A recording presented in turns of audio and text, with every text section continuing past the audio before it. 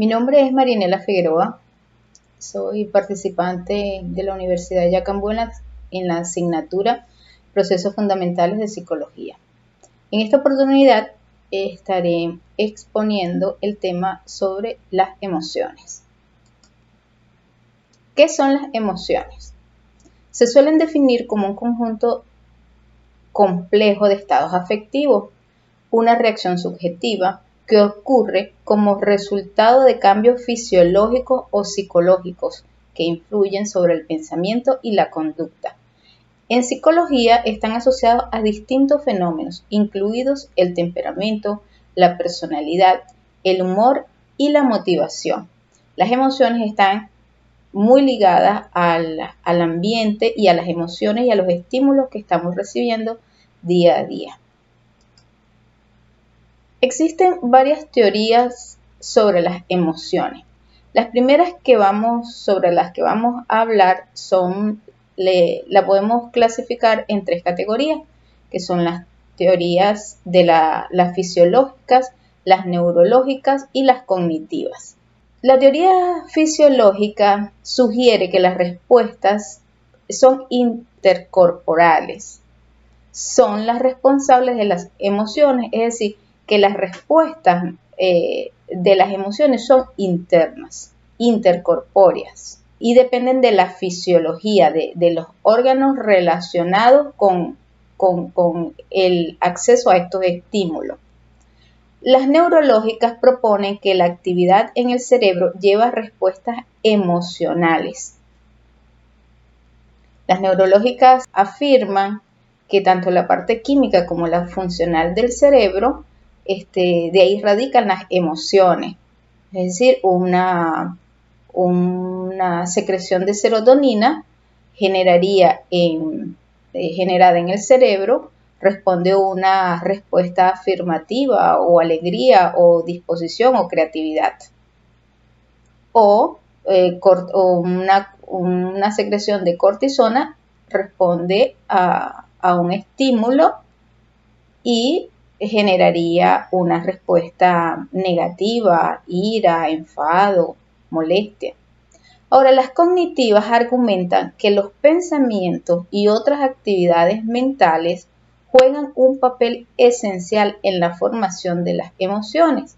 Es decir, es una relación de las respuestas cognitivas, de las experiencias vividas, de lo que conocemos.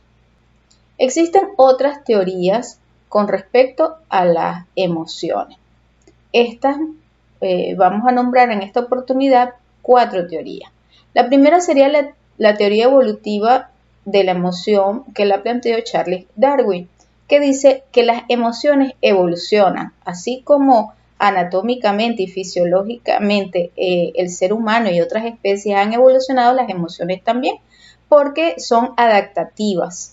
Es decir, son respuestas en las condiciones a las que somos sometidos las especies vivientes.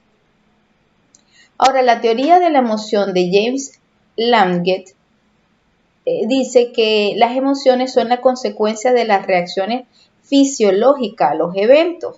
Por ejemplo, la teoría de Lange dice que sobre un estímulo emocional provoca una reacción fisiológica, una respuesta emocional. Esta reacción es analizada por la corteza cerebral y provoca el estímulo o sentimiento. Por ejemplo, si un individuo ve un animal peligroso como una serpiente o un toro, este va a generar un pensamiento y este pensamiento va a generar la emoción, el miedo, va a provocar el sentimiento o miedo.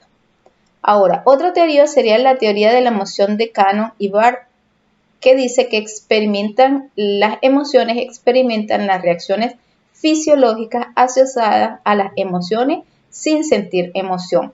Por ejemplo, los latidos del corazón. Cuando un deportista está haciendo una actividad, el latido del corazón se acelera, pero no está generando esta reacción por una sorpresa o un estímulo, sino a una respuesta fisiológica. Y la teoría de Charter y Singer, es decir, la teoría de Cannon y Barr es como en contraposición a la teoría de la emoción de Jess Langett. Y la teoría de Charter y Singer es como la combinación de tanto la de Cannon-Barr a la de James Langett.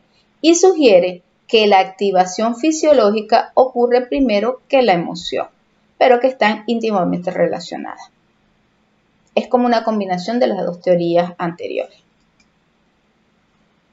Ahora, en los últimos 10 años, como todos los estudios que se han realizado, han surgido dos teorías. La teoría de la inteligencia emocional, planteada por Daniel Goleman, y la teoría de las inteligencias múltiples de Howard Gardner, donde dice que no solamente la inteligencia es cálculo numérica, sino que existen en el ser humano las inteligencias musicales, la inteligencia natural, la inteligencia deportiva, la inteligencia emocional. Entonces, en estas teorías se clasifican las emociones por positivas y negativas, que sería como una categoría superior de estas dos teorías, tanto la de inteligencia emocional de Goleman como la de las inteligencias múltiples de Gardner. Un individuo puede reaccionar ante un estímulo tanto como con una respuesta positiva o positivista, como lo llaman uno, o una respuesta negativa o negativista. Este es en la primera jerarquía de las emociones. Hay una segunda jerarquía que ellos llaman las categorías básicas, ¿verdad? Que son en las positivistas el amor y la alegría, y en las negativistas la ira, la tristeza y el miedo. Hay una subcategoría a estas categorías básicas. En las positivistas serían el compromiso, el cariño, el encaprichamiento. En la alegría serían la dicha, el orgullo, la satisfacción. En las emociones negativistas, esta subcategoría de la ira, de la tristeza y del miedo serían los celos, la hostilidad, el enfado, la depresión. En la tristeza, la agonía, la culpa, el dolor, la soledad. Y en el miedo, el horror y la preocupación. Las características de las emociones.